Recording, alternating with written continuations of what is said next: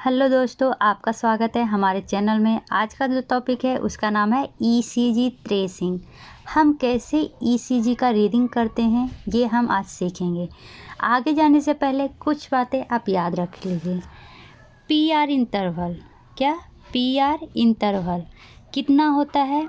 Normal तो होता है 3 to 5 स्मॉल बॉक्स। ये सिर्फ याद कीजिए क्योंकि ये आगे हेल्प होगा।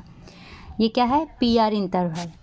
क्यूआरएस कॉम्प्लेक्स का जो इंटरवल होता है वो क्या होगा? लेस देन 3 स्मॉल बॉक्स होगा। ठीक है। हमारा जो एसटी सेगमेंट होता है, एसटी सेगमेंट कहने का क्या मतलब है? तो सबसे पहले स्टार्टिंग से बताती हूँ। हमारा पी वेव होता है, क्यूआरएस वेव होता है और टी वेव होता है। ठीक है। पी वेव को क्या कहते हैं? Arterial depolarisation. क्यूआरएस को क्या कहते हैं? Ventricular depolarisation. टी वेव को क्या कहते हैं? तो वेंट्रिकुलर रीपोलराइजेशन। जो हमारा एसटी सेगमेंट कौन सा है? ये वाला पाथ, ये क्या हो जाएगा? एसटी सेगमेंट हो जाएगा। ये वाला पाथ क्या होता है? आइसो इलेक्ट्रॉनिक होता है। आइसो इलेक्ट्रॉनिक कहने का क्या मतलब है? यहाँ पर कोई भी चार्ज नहीं होता है। अगर ये जो एसटी सेगमेंट है ये थोड़ा सा अगर नीचे गया या ऊपर गया तो इसके कारण एबनॉर्मलिटीज आ सकती है, जैसे कि मायोकार्डियल इस्कीमिया, मायोकार्डियल इन्फ्रैक्शन, ये सब आ सकता है। ठीक है, यहाँ तक समझ गए? यही था। अब चलिए आते हैं ईसीजी का ट्रेसिंग करना। ठीक है, तो ईसीजी के ट्रेसिंग में पहले सबसे पहले हम लोग सीखेंगे क्या क्या। तो हमारा रिदम सबसे पहले निकालना सीखेंगे। अब आप ये सोच रहे होंगे साइनस क्या होता है।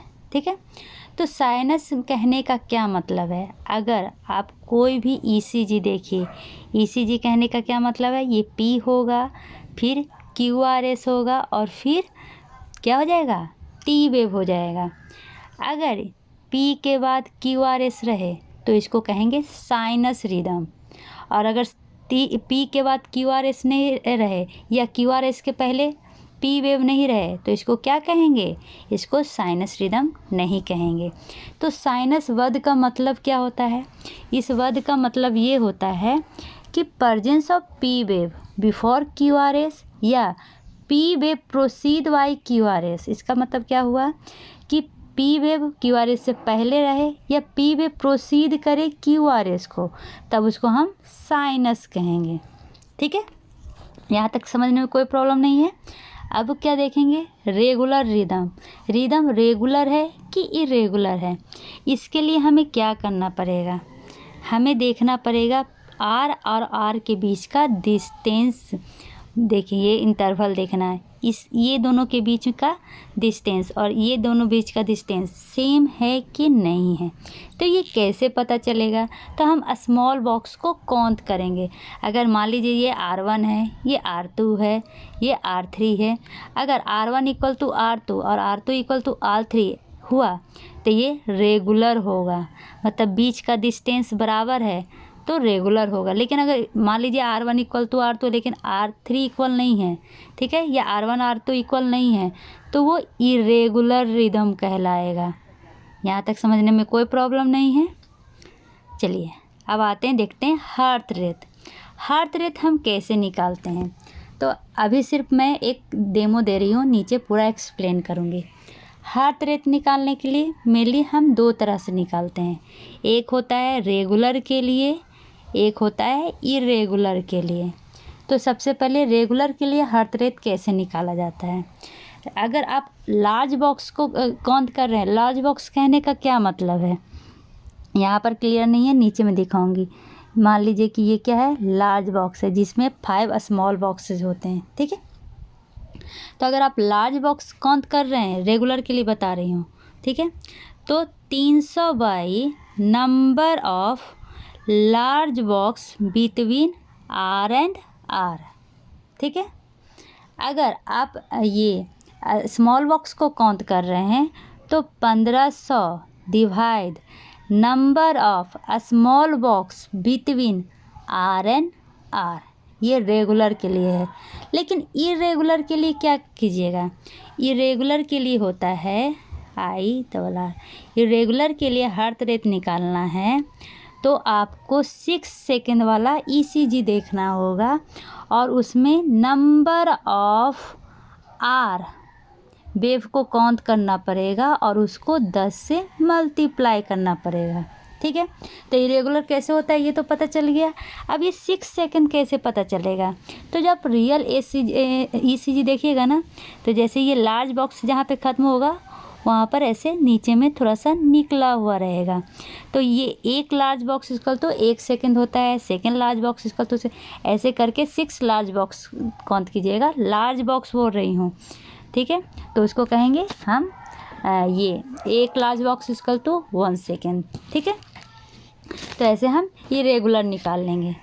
अब क्या कह रहा है एक्सिस, एक्सिस में हम क्या कर, राइट एक्सिस और लेफ्ट एक्सिस डेविएशन में लिए 2 डेविएशन होता है। ठीक है, तो जो राइट एक्सिस, पहले नॉर्मल डेविएशन की बात करते हैं। ठीक है, तो इसमें 2 चीज़ देखा जाता है, एक होता है लीड 1 और एक होता है AVF। ठीक है, तो नॉर्मल में क्या होता है, आप एक थंब मान लीजिए हमारा थंब है। ठीक है, नॉर्मल में दोनों थंब ऊपर की ओर रहता है, इसका मतलब कि लीड 1 भी ऊपर की ओर है, लीड 2 नहीं, AVF भी ऊपर की ओर है, तो ये नॉर्मल होगा। ठीक है, अब आते हैं राइट एक्सिस डेविएशन में।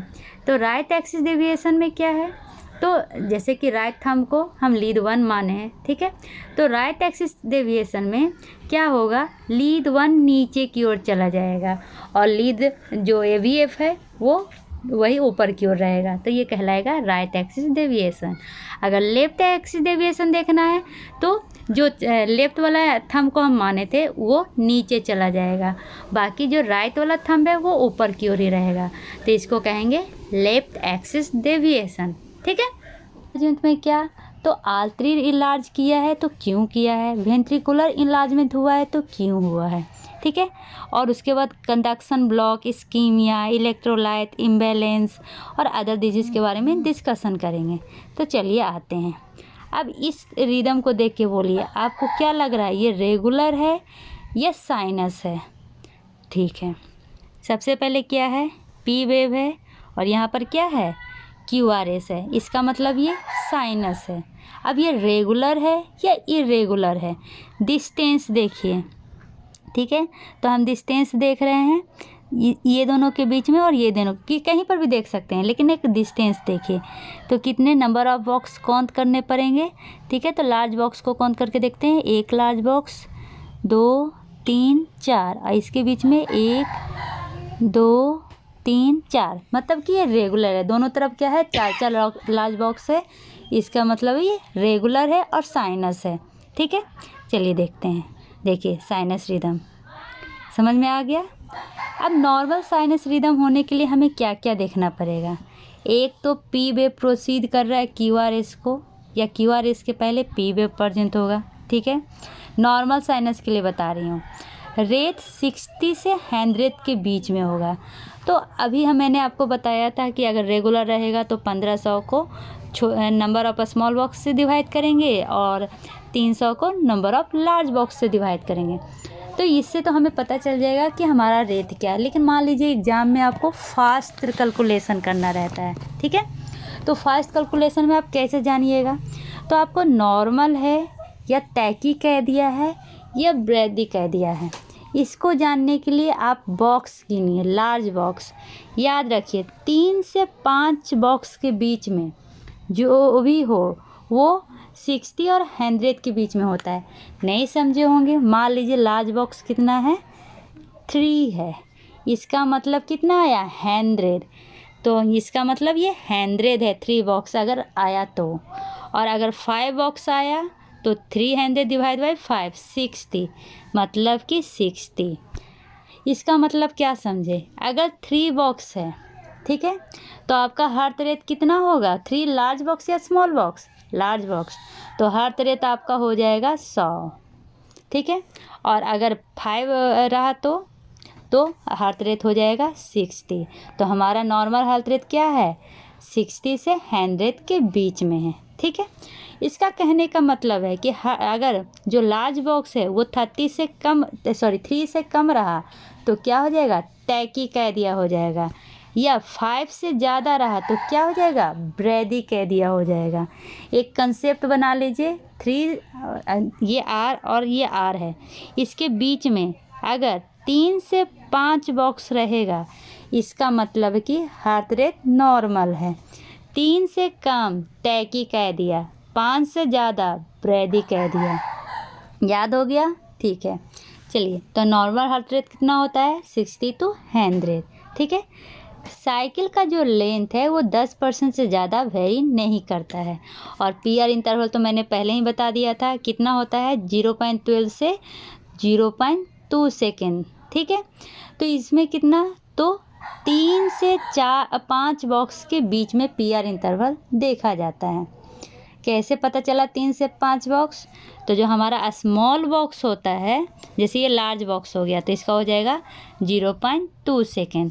इसी के अंदर 5 स्मॉल बॉक्स बनते हैं तो उसका क्या हो जाएगा, एक स्मॉल बॉक्स का हो जाता है 0.04 सेकेंड। मतलब कि एक लार्ज बॉक्स में 5 स्मॉल बॉक्स प्रेजेंट होते हैं। ठीक है, यहाँ तक समझने में कोई प्रॉब्लम नहीं है। तो नॉर्मल साइनस समझ गए। अब क्या है, इसमें एक और चीज़ देखेंगे कि जो लीड है वो सेम लेड पे हमें देखना होगा, अलग अलग पे नहीं।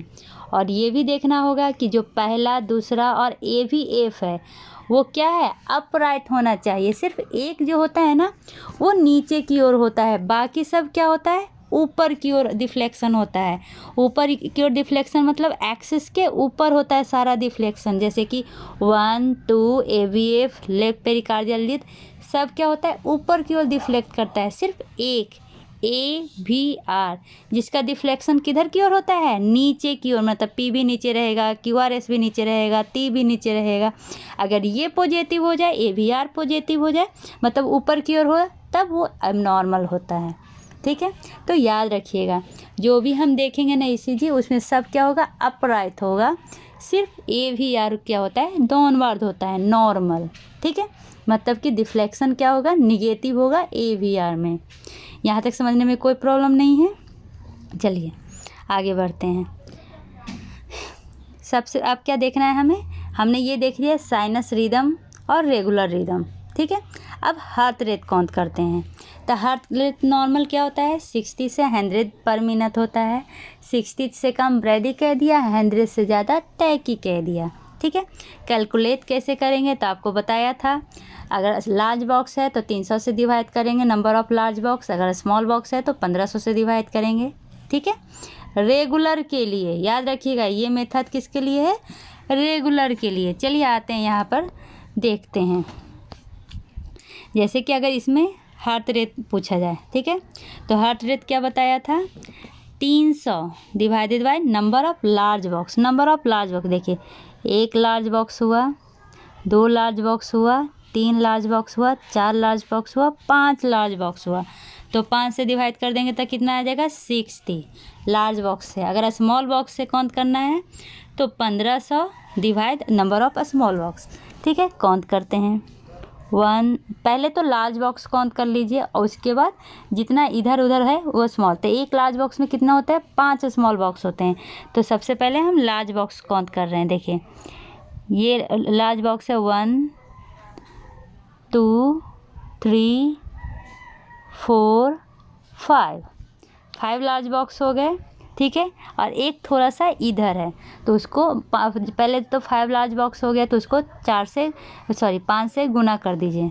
ठीक है, क्यों, क्योंकि एक लार्ज बॉक्स में 5 होता है। तो ऐसे करके हम बनाएंगे तो मेनली 24 इसमें दिख रहा है। ठीक है, स्मॉल बॉक्स। तो 1500 में 24 को डिवाइड करेंगे तो 62 बेस पर मिनट आ जाएगा। समझ गए। चलिए अब आगे बढ़ते हैं। ये आपको क्या दिख रहा है, ये मेरा मेनली नॉर्मल ग्राफ है। ये क्या है, V1 है, V2 है, V3 है। अगर आप लीड की बात करें तो मेनली हमारे अंदर नहीं, हम लोग 12 लीड यूज करते हैं ECG में। ठीक है, 6 लीड क्या होता है, तो इसको लिम्ब लीड कहते हैं। और 6 लीड क्या होता है, पेरिकार्डियल लीड होता है। ठीक है, अब जो लिम्ब लीड होता है वो 2 तरह का होता है, यूनिपोलर और बाईपोलर। जो यूनिपोलर होता है वो होता है लीड 1, 2, और 3 जो बातें हैं वही एक ग्राफ में दिखाया गया है। सारे ग्राफ क्या है, लगभग पॉजिटिव है, एक को छोड़ के क्या, तो AVR जो क्या होता है, निगेटिव की ओर उसका डेविएशन होता है। समझ में आ गया। चलिए आगे बढ़ते हैं। हार्ट रेट काउंट करने के लिए तो आपको मैंने बता दिया। अब आगे बढ़ते हैं। क्या देखिए, ये अब ब्रैडी कह दिया और ट्रैकी कह दिया। अगर नॉर्मल जल्दी में करना है तो आपको क्या काउंट देखना पड़ेगा, तो देखना पड़ेगा जो बॉक्स है वो 3 और 5 के बीच में है कि नहीं है। ठीक है, पहले ये वाला देखते हैं जो नॉर्मल है। 1 2 3 4, 3 और 5 के बीच में, इसका मतलब ये क्या हो जाएगा, नॉर्मल साइनस ब्रैडी कह दिया है। ठीक है, अब ये देखिए 1 2 3 4 5 6 7 8 मतलब क्या है, 5 से ज़्यादा है, 5 से ज़्यादा हो जाएगा मतलब क्या है, ब्रैडी कह दिया। और 3 से कम हो जाएगा, इसका मतलब क्या है, टैकी कह दिया। कैसे, तो पहले भी बताया था, लेकिन एक बार रिवीजन कर देती हूँ। जैसे कि 300 है, ठीक है, और हमारा 3 आ गया, माने 3 बॉक्स आ गया, तो कितना हो जाएगा, 100। ठीक है, नॉर्मल हार्ट रेट कितना होता है, 100। मान लीजिए एग्जाम्पल के लिए हमारा बॉक्स 2 आ गया, तो कितना हो जाएगा, 150। मतलब 3 से बॉक्स से जो भी कम होगा वो क्या करेगा, तय की कह दिया करेगा, क्योंकि 100 से हार्ट बीट ज़्यादा हो जाएगा। ठीक है, अब ये 5 को बताती हूँ। जैसे 300 डिवाइड बाई 5 तो कितना आ गया, 60 आ गया। हमारा नॉर्मल कितना होता है, 60 से 100। अब मान लीजिए कि बॉक्स 6 हो गए, तो कितना आ जाएगा, ये हो जाएगा 3, ये 150 और यहाँ 50 आ गया। क्या ये नॉर्मल है, नहीं। तो हम सिंपल मात्रा में कह सकते हैं, अगर जल्दी में देखना है तो अगर 3 और 5 के बीच में अगर बॉक्स जाएँ तो वो नॉर्मल है। और ये बॉक्सेस तो 8 पहुँच गए हैं, तो ये तो ब्रैडी कह दिया हो गया। ठीक है, सिंपल निकालने का तरीका। अब एक्सिस में देखते हैं। ठीक है, ये आपका एक्सिस है। एक्सिस इतना देखने पे बहुत ही ज़्यादा कन्फ्यूजन हो जाता है, तो आपको मेनली कौन सा देखना है, मेनली हम कौन सा लीड देखते हैं, तो एक्सिस डेविएशन में मेनली हम देखते हैं लीड 1 और AVF। क्या, AVF। तो लीड 1 कहाँ पर है, तो लीड 1 ये है, और इसमें हम क्या देखते हैं, और दूसरा AVF देखते हैं। ठीक है, इतना समझ में आ गया। देखिए, जब नॉर्मल रहता है, नॉर्मल एक्सिस डेविएशन होगा, तो लीड 1 और AVF दोनों क्या होगा, पॉजिटिव होगा। ठीक है, इसमें क्या देखते हैं हम, QRS देखते हैं। ठीक है, तो देखिए इसमें भी ऊपर की ओर है, इसमें भी ऊपर की ओर है, मतलब ये नॉर्मल है। लेकिन जब लेफ्ट एक्सिस और राइट एक्सिस डेविएशन होगा, तो ऐसे आप थंब मान लीजिए। ठीक है, तो थंब में क्या मानना है, ये मान लीजिए आपका राइट थंब है, या आपका लेफ्ट थंब है। ठीक है, नॉर्मल में हम क्या देखे थे, तो राइट और लेफ्ट दोनों ऊपर की ओर रहता है। क्या, तो लीड 1 राइट में मान लीजिए और AVF लेफ्ट में मान लीजिए। ठीक है, तो जब नॉर्मल रहेगा तो राइट वाला जो है थंब और जो लेफ्ट वाला थंब है, मतलब कहने का लीड 1 और AVF दोनों पॉजिटिव रहेगा। लेकिन जब राइट एक्सिस डेविएशन होगा, तो लीड 1 क्या हो जाएगा, नीचे हो जाएगा, मतलब कि थंब नीचे की ओर हो जाएगा। इसका मतलब कि डेविएशन क्या हो जाएगा, निगेटिव हो जाएगा। लेकिन लेफ्ट वाला सेम रहेगा, मतलब AVF सेम रहेगा। ठीक है, अब जब लेफ्ट एक्सिस डेविएशन देखिएगा, तो राइट वाला सेम रहेगा, लेकिन लेफ्ट वाला क्या हो जाएगा, निगेटिव डेविएशन हो जाएगा। तो बस याद रखिए, राइट वाला जो लीड है वो क्या है, लीड 1, और लेफ्ट वाला जो थंब है वो AVF। राइट डेविएशन में लीड 1 मतलब राइट थंब नीचे जाएगा, और लेफ्ट डेविएशन में लेफ्ट वाला थंब मतलब AVF नीचे जाएगा। सिंपल है, याद हो जाएगा। ठीक है, हार्ट रेट निकालने के लिए तो पहले ही सिखा दी हूँ। अब चलिए आगे बढ़ते हैं। इनलार्जमेंट में हम मेनली कौन सा इनलार्जमेंट देखते हैं, तो हम वेंट्रिकुलर इनलार्जमेंट देखते हैं। कौन सा, वेंट्रिकल का इनलार्जमेंट। तो इसको चलिए अब देखते हैं इनलार्जमेंट में हम मेनली क्या देखेंगे, हाइपरट्रोफी किसका, तो वेंट्रिकल का। किसका, वेंट्रिकल का। तो मेनली दो चैम्बर होता है वेंट्रिकल का, राइट और लेफ्ट। तो हम ज़्यादा देखते हैं लेफ्ट वेंट्रिकुलर हाइपरट्रोफी। ठीक है, क्यों देखते हैं? क्योंकि यहाँ पर का जो मायोकार्डियम है, मायोकार्डियम क्या होता है? Muscle of the heart. तो जो लेफ्ट वेंट्रिकल का मसल है वो क्या हो जाता है? हाइपरट्रोफी, मतलब उसमें क्या हो जाता है? हाइपरट्रोफी स्टार्ट होता है, जिसके कारण क्या होता है? इलेक्ट्रिकल एक्टिविटी बढ़ जाता है, मतलब कि वेंट्रिकुलर डिपोलराइजेशन क्या होता है? बढ़ जाता है। ठीक है, तो इससे क्या होगा? जो हमारा QRS है वो वाइड हो जाएगा। यहाँ तक समझने में कोई प्रॉब्लम नहीं है। लेकिन ये जो है ना वो कुछ क्राइटेरिया पे डिपेंड करता है। ECG का क्राइटेरिया कौन कौन सा क्राइटेरिया है? ये क्राइटेरिया याद रखिएगा। एक क्राइटेरिया का नाम है कॉर्नेल क्राइटेरिया। क्या? कॉर्नेल क्राइटेरिया, सबको एक्सप्लेन करूँगी। दूसरा modified Cornell criteria, modified Cornell criteria. तीसरा क्या है? तीसरा है सोको-लो लायन क्राइटेरिया। चौथा क्या है? चौथा है रोम हिल्ट इट्स क्राइटेरिया। ठीक है, तो मेनली ये चारों क्राइटेरिया पे लेफ्ट वेंट्रिकुलर हाइपरट्रोफी डिवाइड किया गया। लेकिन मेनली कौन कौन सा पढ़ना है? तो कॉर्नेल पढ़ना है और सोको-लो पढ़ना है। तो ये कॉर्नेल और सोको-लो क्राइटेरिया के अनुसार क्या है? तो जब हम क्या करेंगे? आर वेव को किससे ऐड करेंगे? एस वेव से। तो अब पहले एक चीज़ जान लीजिए, ECG जानते हैं, ये क्या होता है? P वेव होता है। ठीक है, उसके बाद ये P वेव है, ये क्या है? QPQRST। ये S वेव है, ये R वेव है, ये Q वेव है, ये T वेव है। इसलिए बता दिया ताकि अगर जब मैं बोलूँ तो आप कंफ्यूज नहीं कीजिए कि S वेव क्या है, R वेव क्या है। ठीक है, यहाँ तक समझने में कोई प्रॉब्लम नहीं है। हम कौन कौन सा इसमें देखते हैं? तो AVL को देखते हैं। किसको? AVL के मेनली ये QRS को देखेंगे। और किसका? V3 कहाँ पर है? तो हमारा V3 यहाँ पर। तो हम इन दोनों को मिल लेते हैं किसमें? कॉर्नेल क्राइटेरिया में। कौन कौन सा? AVL और V3। तो AVL का क्या लेंगे? R वेव लेंगे। ठीक है, और V3 का कौन सा लेंगे? S वेव लेंगे। और दोनों को क्या करेंगे? ऐड करेंगे। दोनों को ऐड करने के बाद अगर इसका सम ग्रेटर देन 28 हो जाए, ठीक है, मेल में ग्रेटर देन 28 और फीमेल में क्या हो जाए? ग्रेटर देन 20 हो जाए, तो इसका क्या मतलब है? उस पेशेंट को लेफ्ट वेंट्रिकुलर हाइपरट्रोफी है। फिर से एस वेव और आर वेव दोनों को ऐड करने पे, मेल का पहले बात कर रही हूँ, ग्रेटर देन 28 मिलीमीटर होगा या फीमेल में ग्रेटर देन 20 मिलीमीटर होगा, तो वो क्या कहलाएगा? वो कहलाएगा कि उस पेशेंट को लेफ्ट वेंट्रिकुलर हाइपरट्रोफी है। ठीक है, अब दूसरा देखते हैं कौन सा क्राइटेरिया था? सोको-लो क्राइटेरिया।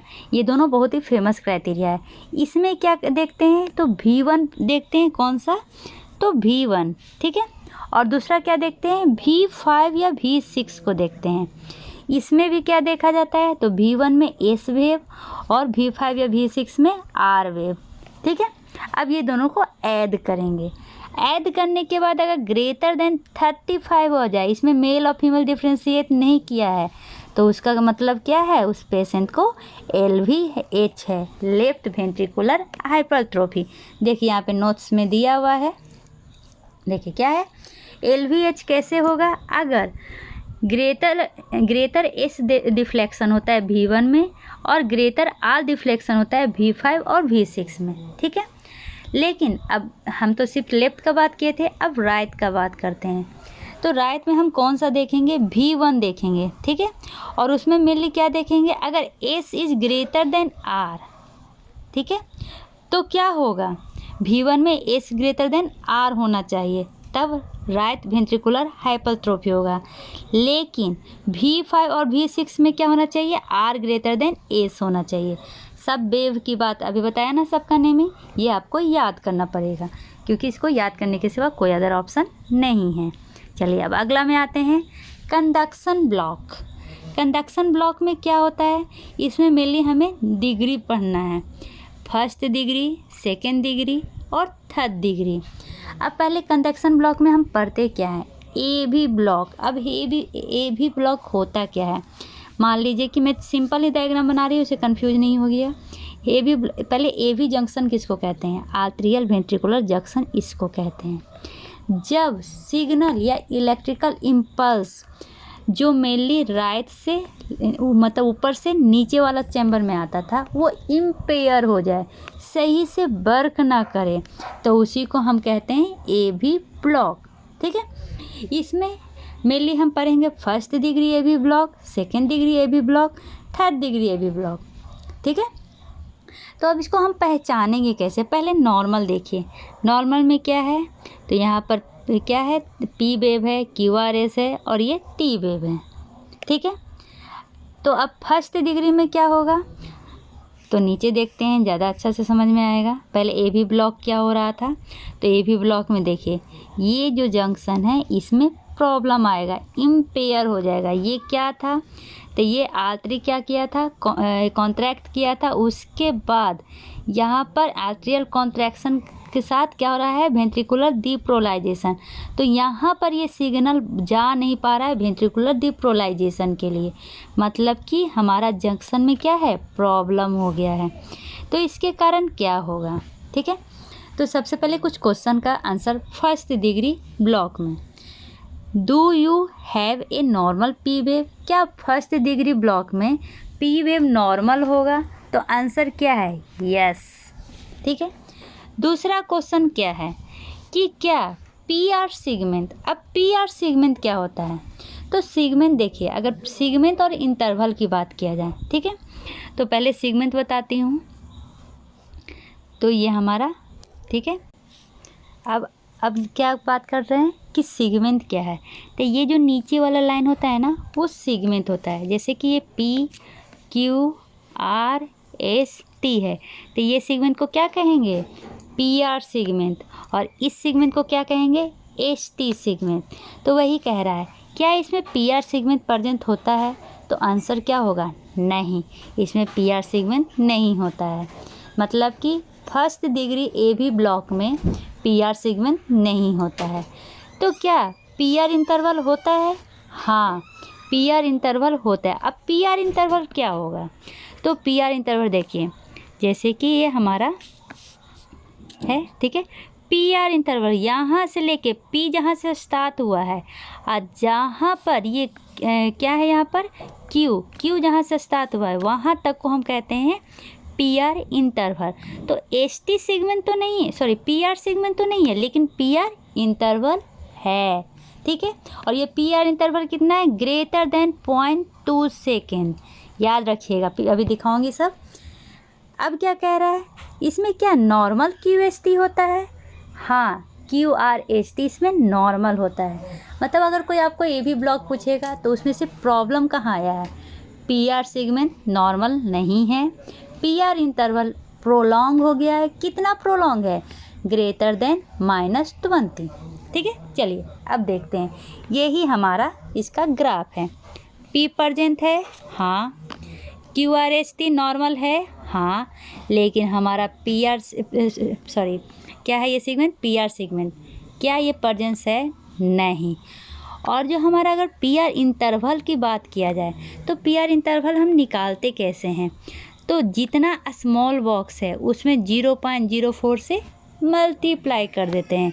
तो कितना स्मॉल बॉक्स है, 1 2 3 4 5, तो इसका क्या मतलब हुआ, 5 से इसको मल्टीप्लाई कर देंगे।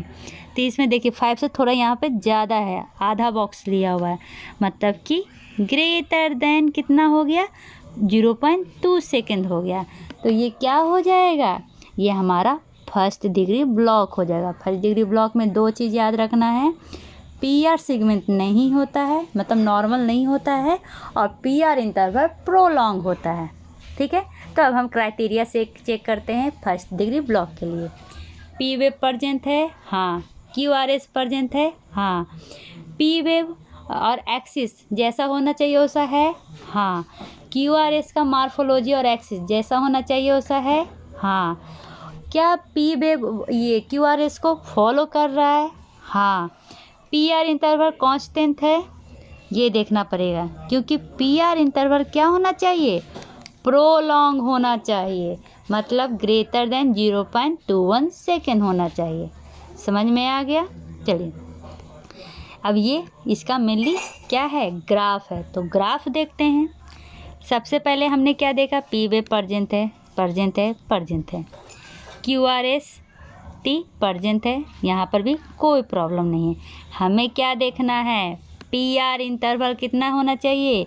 ग्रेटर देन 0.20 सेकेंड होना चाहिए। ठीक है, पी आर इंटरवल के लिए बताया था 0.04 को मल्टीप्लाई कीजिए नंबर ऑफ स्मॉल बॉक्स में। ठीक है, तो चलिए नंबर ऑफ स्मॉल बॉक्स गिनते हैं यहाँ पर।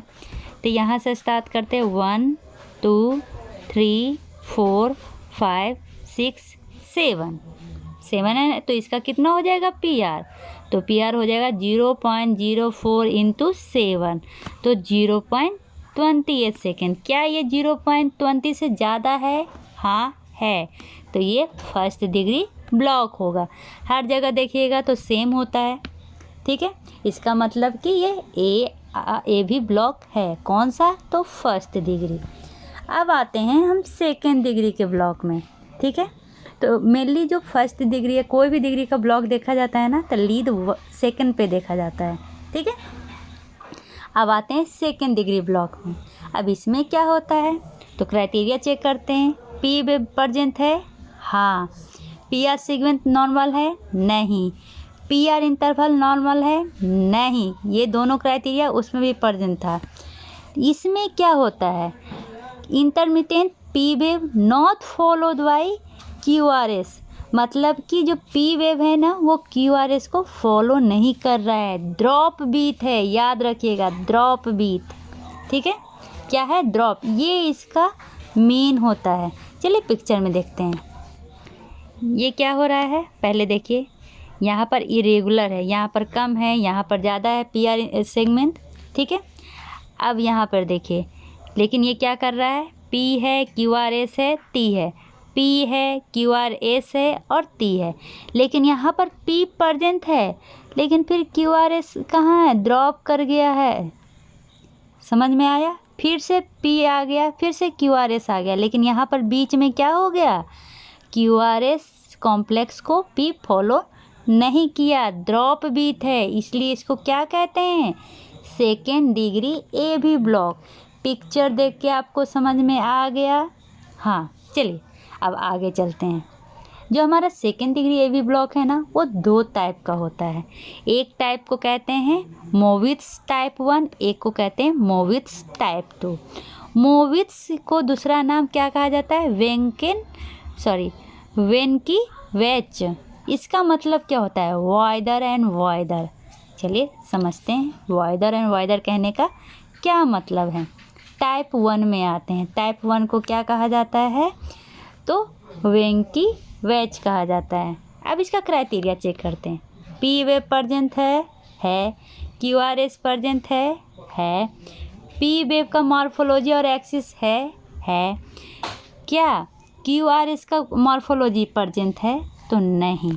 इसमें क्या होता है ना, प्रोग्रेसिव प्रोग्रेशन होगा, मतलब वाइडर एंड वाइडर होगा। तो देखते हैं, और उसके साथ क्या हो रहा है? एक Q R S interval absent हो जा रहा है, मतलब कि ड्रॉप बीट। तो देखते हैं एग्जाम्पल। देखिए, ये एग्जाम्पल किसका था? तो ये एग्जाम्पल था फर्स्ट टाइप का, सेकेंड डिग्री का फर्स्ट टाइप, जिसमें क्या हो रहा है? प्रोग्रेसिव लेंथनिंग हो रहा है पी आर इंटरवल का। देखिए पी है और ये क्या है? पी आर इंटरवल का क्या हो रहा है? लेंथनिंग हो रहा है। और इसमें क्या है? और इसमें ड्रॉप बीट भी है। ठीक है, तो यहाँ तक समझ गए? मतलब यहाँ पर कोई भी क्यू आर एस टी नहीं है, फिर से पी स्टार्ट हो गया है। समझने में कोई प्रॉब्लम नहीं। तो आप सोच रहे होंगे सेकेंड डिग्री में क्या होगा। तो चलिए आते हैं सेकेंड डिग्री में। सेकेंड डिग्री का क्राइटेरिया, जब आप ये पी वन पी देखिएगा ना, तो उसमें कोई भी क्यू आर एस कॉम्प्लेक्स नहीं होता है। ये तो उसमें भी था। ठीक है, दूसरा है पी आर इंटरवल में कोई भी चेंज नहीं हो रहा है। अब इसका कहने का क्या मतलब है, देखिए यहाँ पर पी आर इंटरवल में क्या है 0.18, 0.18, 0.18 सब बराबर है। लेकिन आप टाइप 1 में देखिए, एक तरफ 0.20 है, 0.28 है, फिर 0.20 है, मतलब जो पी आर इंटरवल है वो बराबर नहीं है। प्रोग्रेसिव लेंथनिंग मतलब बढ़ रहा है, 20 है फिर 28 है, फिर यहाँ पे 20 आएगा फिर 28 होगा, ठीक है। टाइप 2 में ऐसा नहीं है, जो पी आर इंटरवल है ना वो इक्वल होगा, लेकिन इसमें क्या होगा, इसमें भी जो ये ड्रॉप किया था ना ड्रॉप बीट वो रहेगा, ठीक है। Q R S T absent रहेगा एक जगह, तो इसको क्या कहेंगे टाइप 2। मतलब टाइप 1 और टाइप 2 में डिफरेंस करना चाहे तो क्या होगा, टाइप 1 में पी आर इंटरवल जो है वो इरेगुलर है। टाइप 1 में है क्या, टाइप 1 था, अब टाइप 2 में क्या हो जाएगा, पी आर इंटरवल रेगुलर रहेगा, ठीक है। बाकी दोनों में ड्रॉप बीट हो रहा है। यहाँ तक समझने में कोई प्रॉब्लम नहीं है, ठीक है। अब आते हैं सेकंड, जो हमारा सेकंड ब्लॉक का जो सेकंड टाइप था उसका एग्जाम्पल है ये, ठीक है। देखिए कैसा दिख रहा है, कंटिन्यूअस रिदम स्ट्रिप है ये। यहाँ पर देखिए एब्सेंट है, ठीक है, और ये इंटरवल क्या है बराबर है, इसलिए क्या हो गया है सेकेंड डिग्री का सेकेंड टाइप है, ठीक है। अब आते हैं थर्ड डिग्री में। थर्ड डिग्री में क्या होता है, इसको कंप्लीट आर्ट्रियोवेंट्रिकुलर ब्लॉक कहते हैं। मतलब कि इसका कोई भी कंसिस्टेंट नहीं है, कोई भी मीनिंगफुल रिलेशन नहीं आता है ए भी एक्टिविटी में। इसका मतलब क्यू आर एस क्या होगा, एबनॉर्मल होगा। कंप्लीट कह रहा है मतलब कोई भी इम्पल्स नीचे नहीं जा पा रहा है, ठीक है। अब क्या कह रहा है, जो क्यू आर रेट है वो कांस्टेंट होता है। देख लेते हैं क्या क्या हो रहा है, ठीक है। ये हमारा थर्ड डिग्री ब्लॉक है। क्या हो रहा है इसमें, कंप्लीट आर्ट्रियोवेंट्रिकुलर ब्लॉक है, सही है, समझ गए। इम्पल्स ओरिजिनेट होता है ऐसे नोड में, ठीक है, लेकिन वो नीचे नहीं जा पाता है, कंप्लीट ब्लॉकेज है, ठीक है। इसमें रेगुलर, अब क्वेश्चन आ रहा है क्या इसमें पी वेव और क्यू आर एस जो कॉम्प्लेक्स है वो रेगुलर है, हाँ है रेगुलर, तो वो चल रहा है, ठीक है। लेकिन जो पी वेव और क्यू आर एस टी में जो कॉम्प्लेक्स में रिलेशन होता है क्या वो है, नहीं। अब देखते हैं, देखिए यहाँ पर तो पी वेव है, क्यू आर एस है, टी है, पी है, क्यू आर एस है, टी है, ठीक है। यहाँ पर देखिए नहीं है, तो ऐसा तो आप उसमें भी देखे थे, कौन सा वेव में, तो सेकेंड डिग्री ब्लॉक में, कि यहाँ पर ये क्या हो जाता है, एक एब्सेंट हो जाता है। लेकिन यहाँ पर आप देखिए क्या हो रहा है, हमारा टी वेव के साथ क्या स्टार्ट हो जा रहा है, पी वेव स्टार्ट हो जा रहा है। यहाँ पर जो वेंट्रिकुलर रेट है वो भी बराबर है, ठीक है, आर्ट्रियल रेट भी बराबर है, लेकिन जो हमारा पी वेव है वो क्या कर रहा है, टी वेव के साथ जुड़ रहा है। देखिए यहाँ पे जुड़ रहा है, यहाँ पर क्या हो गया, नज़दीक जा रहा है, मतलब जो इंटरवल है वो मेंटेन नहीं हो रहा है, ठीक है। थर्ड डिग्री ब्लॉक को आप समझ गए। चलिए अब आते हैं इस्कीमिया में। इस्कीमिया में क्या पढ़ना है, तो इसमें मेनली आप देखिएगा मायोकार्डियल इन्फ्रैक्शन, ठीक है। ये मैं अगले वीडियो में पढ़ाऊँगी, तब तक के लिए bye bye, take care, see you.